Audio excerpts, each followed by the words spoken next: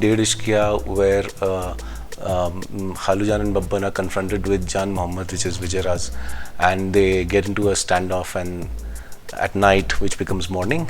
It was a scene that was so much fun to write, and it came out of a problem that we were facing, because Vishal and I were writing this scene and we started discussing about standoffs in general in movies. There's so many films have standoffs, and I love standoffs myself, but how do you resolve them? I mean, really, except a shootout. And we could not afford to do a shootout. We could not kill any character. Naturally, in the conversation, it came about, well, if people have guns pointed at each other and nobody's willing to let go, then they're just going to be standing there for a very long time, aren't they?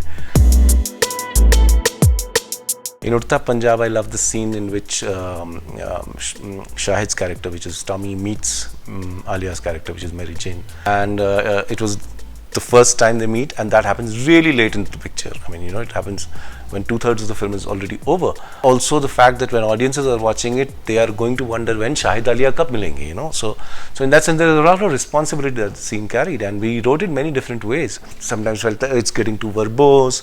Then we felt like, why to have so much talk in the scene? Why not approach it through an incident?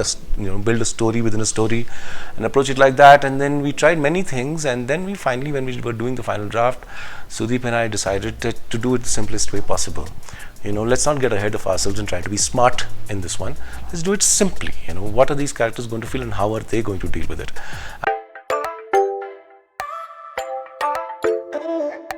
Scene in which the bandits, the Dakus, it comes in the flashback, the second half of the film, when we are constantly being told that there is something in the past of these characters and there's some sin that they have committed, and that entire sequence is something that I really enjoyed shooting, enjoyed writing as well, because Sonchiriya is an action movie. It has shades of Western and of the Indian Daku film.